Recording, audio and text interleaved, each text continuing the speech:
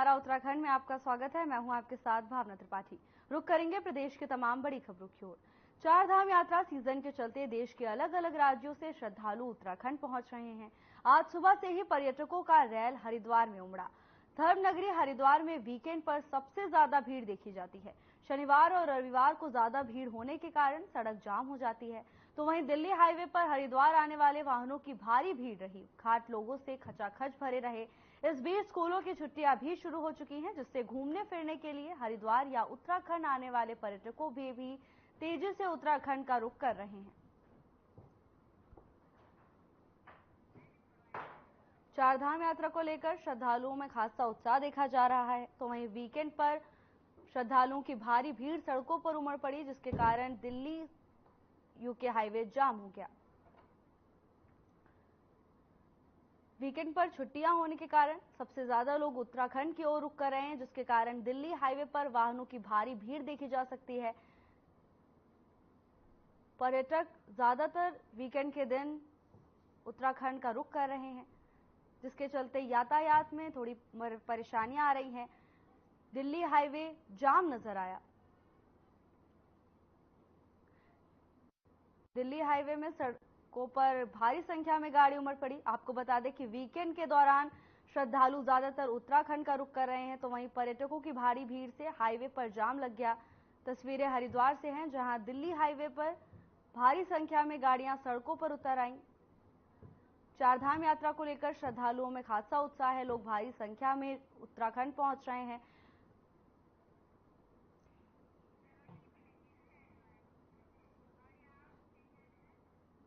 हरिद्वार के बहादुराबाद में ग्राम पंचायत की भूमि को खुर्द-बुर्द करने पर स्थानीय लोगों में आक्रोश देखने को मिल रहा है।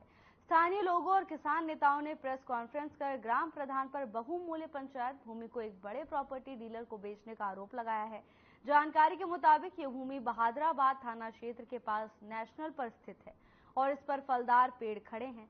स्थानीय निवासियों और किसान नेताओं ने इस मामले में ग्राम प्रधान पर गंभीर आरोप लगाए हैं। उनका कहना है कि ये भूमि ग्राम पंचायत की सामुदायिक संपत्ति है और इसे किसी भी सूरत में बेचा नहीं जा सकता।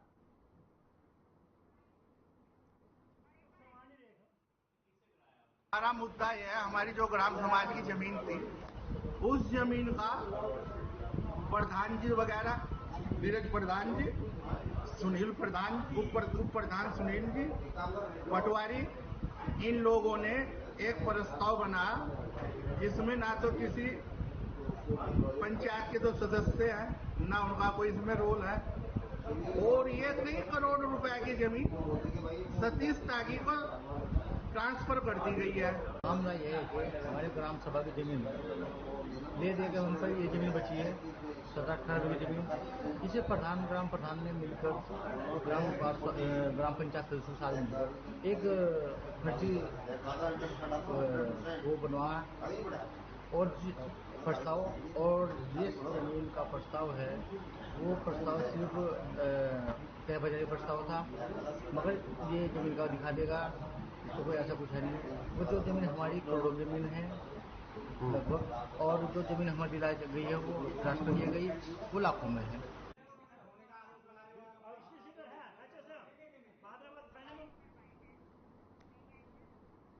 सोशल मीडिया पर चल रही फलों में रंग और इंजेक्शन लगाकर तैयार किए जाने की खबरों को बड़ी गंभीरता से लिया है। उत्तराखंड खाद्य सुरक्षा विभाग के अधिकारियों ने रुड़की नवीन कृषि मंडी में औचक निरीक्षण किया।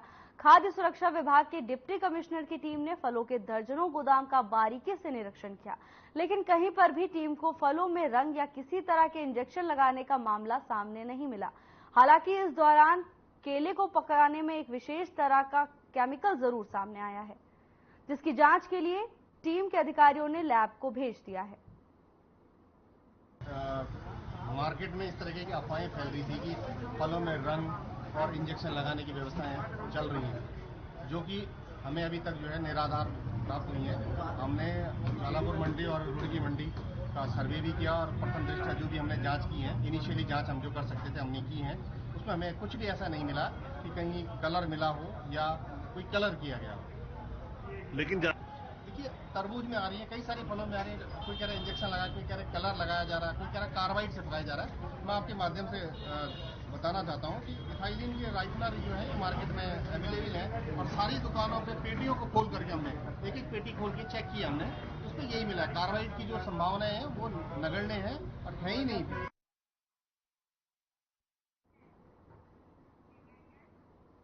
भगवान शंकर के मंदिर में चोरी करते हुए एक शख्स का वीडियो सोशल मीडिया पर खूब वायरल हो रहा है। इस वीडियो में एक शख्स हरिद्वार के ज्वालापुर स्थित गणेश विहार के मंदिर में लगे दान पात्र को तोड़ते हुए दिखाई दे रहा है, जिसका पूरा वीडियो सीसीटीवी कैमरे में कैद हो गया। इस घटना पर सीओ ज्वालापुर शांतनु पराशर ने बताया, इस संबंध में हमें सूचना प्राप्त हुई थी। मामले में चेकिंग शुरू कर दी गई है। इस व्यक्ति को पकड़कर आगे की कार्रवाई की जाएगी।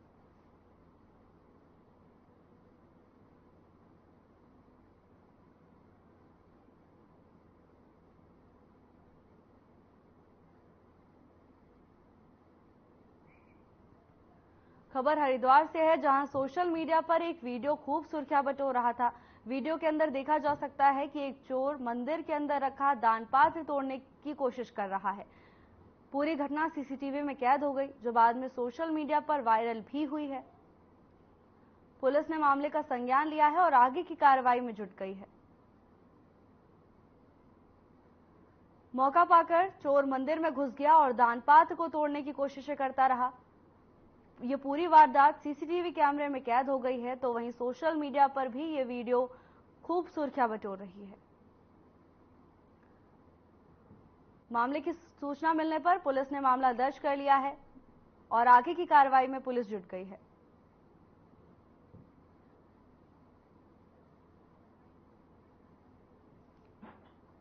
ये कल दिन में लगभग 12-1 बजे की घटना जो हमारे को पता चली है अभी तक, जिसमें एक व्यक्ति गणेश विहार में एक मंदिर है, शिव मंदिर, उसमें घुसने का प्रयास कर रहा है। प्रयास करने के बाद वो जो मंदिर में दान पात्र है उसको ईंट से तोड़ने की कोशिश करता है। इस संबंध में अभी हमें सूचना कल प्राप्त हुई थी, इसमें चेकिंग हमने शुरू कर दी है और इस पर देख रहे हैं, इसको आइडेंटिफाई कर रहे हैं इस व्यक्ति को, और इस पर आगे कार्रवाई की जाएगी।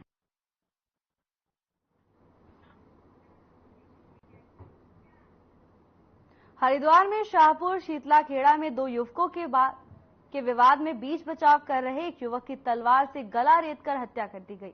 हत्या की वारदात से गांव में सनसनी फैल गई। पुलिस ने शव को कब्जे में लेकर पोस्टमार्टम के लिए जिला अस्पताल की मॉर्चरी भिजवा दिया है, जबकि घायलों का भी उपचार के लिए भेजा गया है। वहीं पुलिस ने मृतक के भाई की तहरीर पर आरोपी युवक सरबजीत के खिलाफ हत्या का मामला दर्ज कर लिया है। वारदात की जानकारी मिलने के बाद कप्तान प्रेमेंद्र सिंह डोभाल ने जिला अस्पताल पहुंचकर जानकारी जुटाई। पोस्टमार्टम के बाद मृतक का शव परिजनों को सौंप दिया गया है। हत्या के आरोपी की तलाश में संभावित स्थानों पर दबिश भी दी जा रही है, जल्द ही उसे पकड़ लिया जाएगा।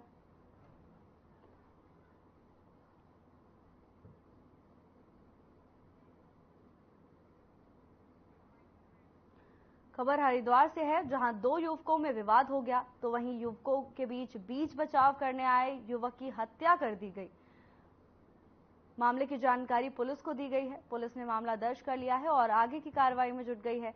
खबर हरिद्वार से है, जहां दो युवकों में मामूली विवाद हुआ। विवाद इतना बढ़ गया कि बीच बचाव करने आए युवक की ही हत्या कर दी गई। मृतक की हत्या के बाद परिजनों में कोहराम मच गया है। सभी का रो रो कर बुरा हाल है, तो वहीं पुलिस ने भी मामला दर्ज कर लिया है और आगे की कार्रवाई में पुलिस जुट गई है। युवक की हत्या से क्षेत्र में सनसनी फैल गई। मौके पर पुलिस बल पहुंचा और मामले को संज्ञान में लेकर मुकदमा दर्ज कर लिया गया है। तो वहीं पुलिस का कहना है कि कार्रवाई के दौरान कई जगहों पर दबिश दी जा रही है और हत्यारों को पकड़ने की कोशिश लगातार पुलिस की ओर से जारी है। जल्द ही हत्यारे को गिरफ्तार कर लिया जाएगा। पूरा मामला हरिद्वार का है, जहां दो युवकों में विवाद हो गया। विवाद इतना बढ़ गया कि बीच बचाव में आए युवक की हत्या कर दी गई। पर्यावरण को लेकर अलख जगा रहे काफल फन कैंप ने स्कूली बच्चों के साथ पर्यावरण को लेकर एक नई अलख जगाने की कोशिश की। काफल फन कैंप के ओनर एवं पर्यावरण प्रेमी अंकित रस्तोगी ने सबसे पहले धन्यवाद दिया कि सभी लोग जो ट्री प्लांटेशन ड्राइव में काफल फन कैंप में पौधे लगाने के लिए आए और सभी के माध्यम से पूरी मेहनत करके यहां पर वृक्षारोपण किया गया। उन्हें बताया कि सभी लोग जानते हैं कि उत्तराखंड में काफल जो फल है वो काफी प्रचलित है। काफल की थीम पर ही काफल फन कैंप को डिजाइन किया गया। उन्होंने बताया कि जो भी चीज नेचर के करीब है उन्हीं को ध्यान में रखते हुए काफल फन कैंप को भी बनाया गया है। यहाँ पर लोग आकर स्वास्थ्य संबंधी गतिविधियां भी कर सकते हैं। खेलने कूदने के अलावा कई तरह की एक्टिविटीज भी डिजाइन की गई हैं।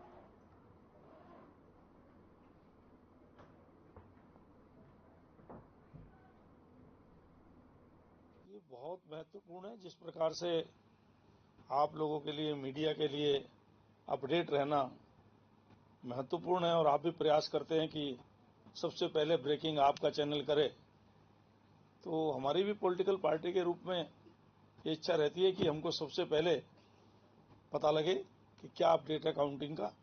तो उस दृष्टि से हमने भी अपना कंट्रोल रूम बनाया है। वर्क करेगा सब जगह, सारे जहां जहां पर भी काउंटिंग है वहां पर वहां के किसी न किसी प्रमुख कार्यकर्ता से जो उसके पास अपडेट सबसे पहले आएगा, उससे हमारा प्रदेश कार्यालय, जिला कार्यालय ये उससे जुड़े रहेंगे और उससे निरंतर अपडेट आता रहेगा, जो यहाँ फ्लैश भी होता रहेगा।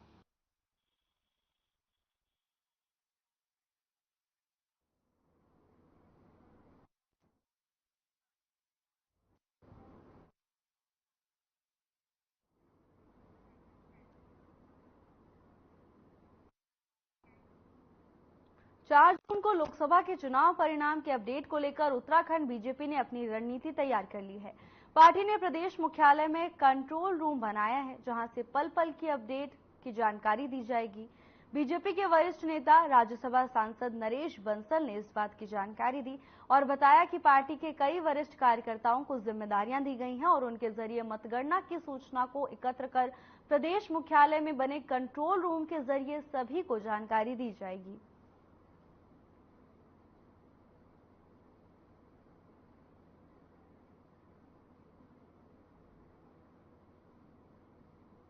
ये बहुत महत्वपूर्ण है। जिस प्रकार से आप लोगों के लिए, मीडिया के लिए अपडेट रहना महत्वपूर्ण है और आप भी प्रयास करते हैं कि सबसे पहले ब्रेकिंग आपका चैनल करे, तो हमारी भी पॉलिटिकल पार्टी के रूप में ये इच्छा रहती है कि हमको सबसे पहले पता लगे कि क्या अपडेट है काउंटिंग का।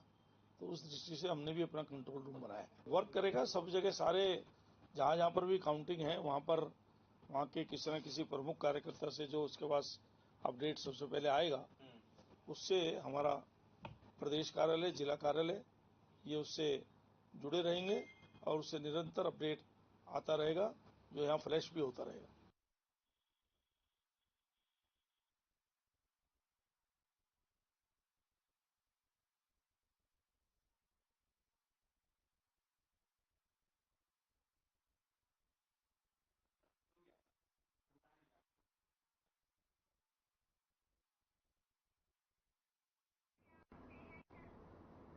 लोकसभा चुनाव के मतगणना को लेकर उत्तराखंड में निर्वाचन आयोग ने अपनी सभी तैयारियां पूरी कर ली हैं।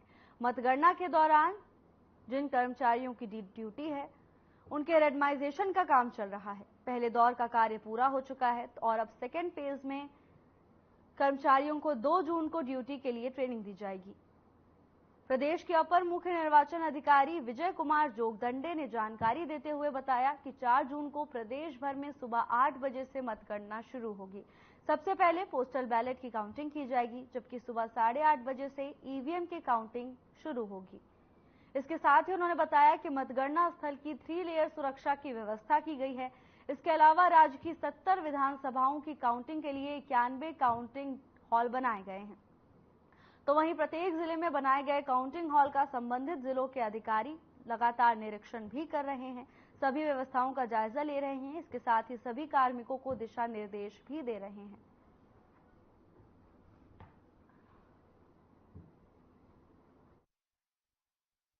देखिए, सभी जो भी हमारे रिटर्निंग ऑफिसर्स हैं और हमारी 5 लोकसभा सीट पर मतगणना जो होगी वो 4 तारीख को सुबह 8 बजे से प्रारंभ हो जाएगी।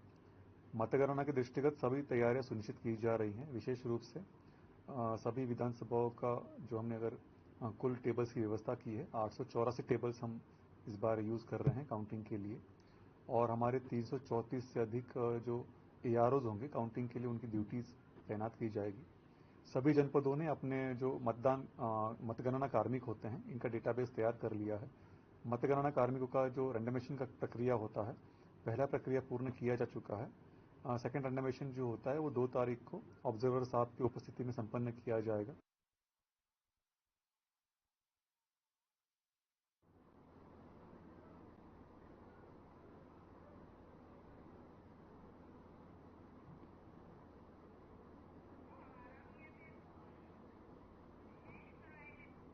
खबर देहरादून से है, जहां लोकसभा चुनाव संपन्न होने के बाद अब मतगणना को लेकर तैयारियां तेज है। अधिकारियों ने सभी कर्मचारियों को निर्देश दिए हैं कि पूरी मुस्तैदी से मतदान केंद्र पर काम करें। आपको बता दें कि 4 जून को 8 बजे से ही मतगणना शुरू हो जाएगी। पहले बैलेट पेपर और उसके बाद ईवीएम की काउंटिंग 8:30 बजे से शुरू होगी, जिसको लेकर लगातार अधिकारी मतगणना केंद्र का निरीक्षण कर रहे हैं। तो वहीं कंट्रोल रूम की व्यवस्था भी की गई है, जिससे पल पल की गतिविधि पर नजर रखी जाए। लोकसभा चुनाव संपन्न होने के बाद 4 जून को मतगणना की जाएगी। चारधाम यात्रा के बीच अब केदारनाथ धाम में वीवीआईपी और बुजुर्ग श्रद्धालुओं के लिए एसयूवी गाड़ी का इस्तेमाल किया जाने वाला है, जिसे जरूरत पड़ने पर मेडिकल इमरजेंसी के लिए भी काम में लाया जाएगा। वहीं इस बात को लेकर कांग्रेस पार्टी ने नाराजगी जताई है। कांग्रेस का कहना है कि कांग्रेस के प्रदेश प्रवक्ता अभिनव थापड़ ने सरकार पर हमला करते हुए कहा कि ये बेहद शर्मनाक बात है कि केदारनाथ धाम में जहां भोलेनाथ शांति में बैठे हैं, वहां पर थार गाड़ी पहुंचाने से आने वाले समय में प्रदूषण से केदारनाथ धाम का तापमान 40 से 50 डिग्री हो जाएगा।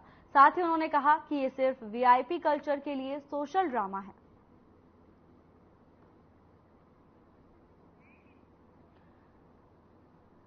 चारधाम यात्रा को लेकर प्रशासन पूरी तरह से मुस्तैद है। तो वहीं अब एक नया अपडेट भी सामने आया है, जहां उत्तराखंड में अब चारधाम यात्रा के दौरान बुजुर्गों और वीवीआईपी लोगों के लिए एसयूवी गाड़ी का इस्तेमाल किया जाएगा।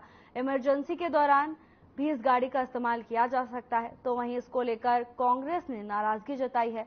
कांग्रेस ने बीजेपी सरकार पर जमकर निशाना साधा। उन्होंने कहा कि ये वीआईपी कल्चर के लिए बस एक सोशल ड्रामा है।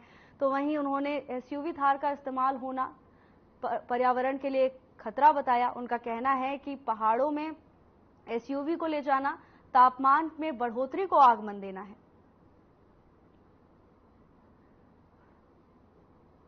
चारधाम यात्रा के दौरान एसयूवी गाड़ियों का इस्तेमाल किया जाएगा। किसी भी तरह की इमरजेंसी, फिर वो मेडिकल इमरजेंसी हो या कुछ भी हो, इस दौरान एसयूवी गाड़ियों को इस्तेमाल में लाया जा सकता है, जिसको लेकर कांग्रेस अब बीजेपी पर हमलावर है।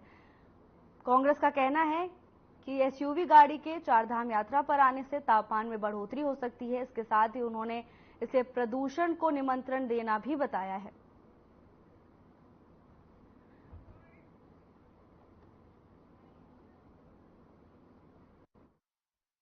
देखिए कितनी शर्मनाक बात है ये। केदारनाथ धाम में जहाँ भगवान भोले अपना जो है वैराग्य के उसमें शांति में बैठे हैं, आप वहाँ गाड़ियों का प्रदूषण थार ऊपर पहुंचा दिया आपने हेलीकॉप्टर से। तो इसका मतलब आप देहरादून तो 40-50 डिग्री छोड़िए, केदारनाथ में 50 डिग्री करने जा रहे हैं अगले 5, 10, 20 सालों में। कितना पोल्यूशन, कितनी चीजें होंगी। सरकार की क्या व्यवस्था है ये हमारी समझ में नहीं आई। मंदिर से लेके वो जो हेलीपैड है उसका डिस्टेंस लगभग 600-700 मीटर है। उस 700 मीटर के दौरान आपके वहाँ डंडी कंडी वाले हैं, आपके डोली वाले हैं, अगर किसी की व्यवस्था तबीयत खराब हो गई उनको उठा के लाना है और फिर हेलीकॉप्टर से नीचे ट्रांसपोर्ट करना है। तो ये मेरे को लग रहा है खाली वीआईपी कल्चर के लिए इन्होंने शो शॉ ड्रामा किया।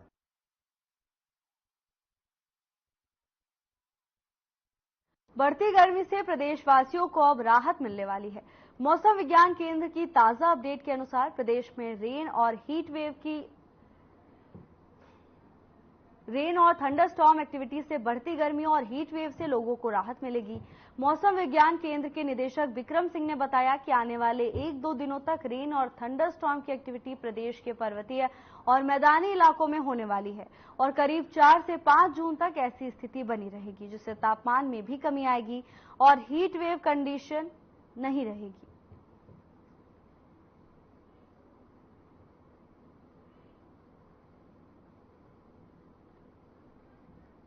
मौसम के अंदर देहरादून से उत्तराखंड के लिए मौसम की बात करें तो आज अच्छी रेन थंडरस्टॉर्म एक्टिविटी प्रदेश में मिल रही है। तो पहाड़ों में कुछ जगहों तक में और प्लेन्स में भी एका दुक्का जगहों में ये देखने को मिलेंगी। और इसकी वजह से जो तापमान अभी तक है सामान्य से ऊपर बने हुए थे, हीट वेव कंडीशन बनी हुई थी। तो उसमें कल से जो है आप देखेंगे 2 तारीख जून से जो है हीट वेव कंडीशंस खत्म हो जाएगी उत्तराखंड में। और आज जो अगर देखें तो 1 तारीख जून में हीट वेव कंडीशन जो कुछ जगहों तक में जो है हिल्स में और एका दुका जगहों में प्लेन्स में वो रही है, खासकर गढ़वाल रीजन के। और बाकी टेम्परेचर सब डाउन हुए हैं जो थंडरस्टॉर्म एक्टिविटी हुई है उसकी वजह से। और कल परसों में जो रेन थंडरस्टॉर्म एक्टिविटी है कहीं कहीं पर वो हिल्स में वो रहने वाली कल भी, और परसों देखेंगे तो कुछ जगहों तक में उसकी संभावना है हिल्स में रहने की।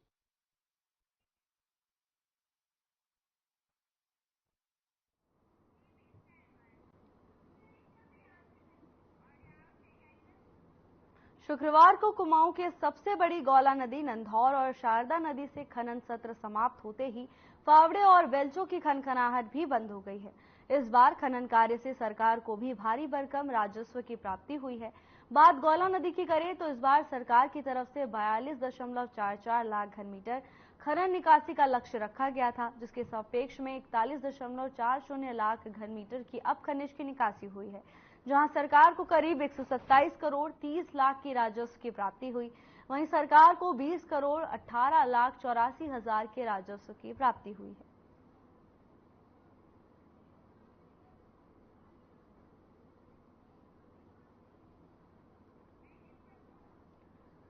हल्द्वानी में खनन सत्र अब समाप्त हो गया है। इस दौरान सरकार को भारी भरकम संख्या में राजस्व की प्राप्ति हुई है। तो वहीं अब मानसून के कारण खनन सत्र अब रोकना पड़ा है। मानसून खत्म होने के बाद खनन सत्र दोबारा शुरू होगा। हल्द्वानी में खनन सत्र के दौरान सरकार को भारी मात्रा में राजस्व की प्राप्ति हुई है, जिससे प्रदेश सरकार और सरकार को काफी हद तक फायदा मिलेगा।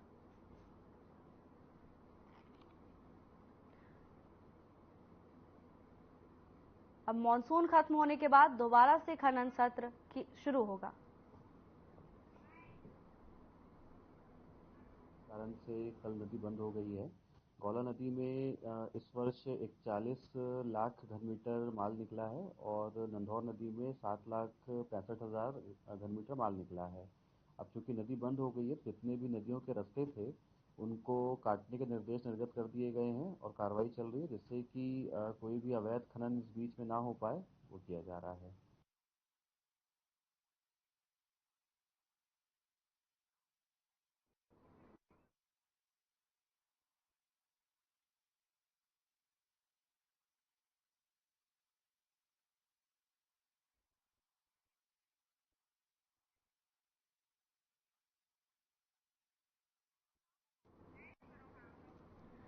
हल्द्वानी में खनन सत्र समाप्त होने के बाद सरकार को भारी मात्रा में राजस्व की प्राप्ति हुई है, जिससे सरकार मालामाल हो गई है।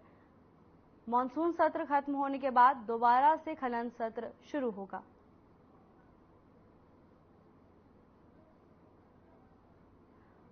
खनन सत्र के दौरान सरकार को भारी संख्या में राजस्व की प्राप्ति हुई है। तो वहीं अब मानसून शुरू होने के कारण खनन सत्र को रोक दिया गया है।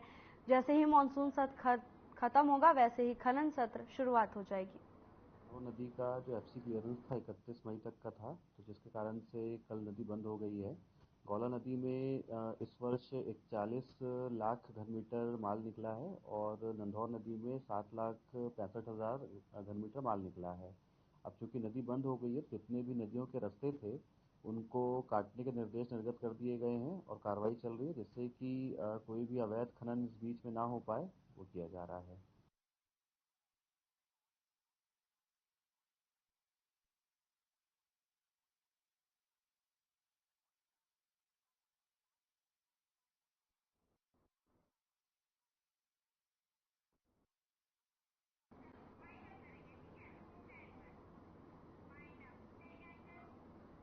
फिलहाल के लिए बस इतना ही। जल्द हाजिर होंगे नई अपडेट्स के साथ। नमस्कार।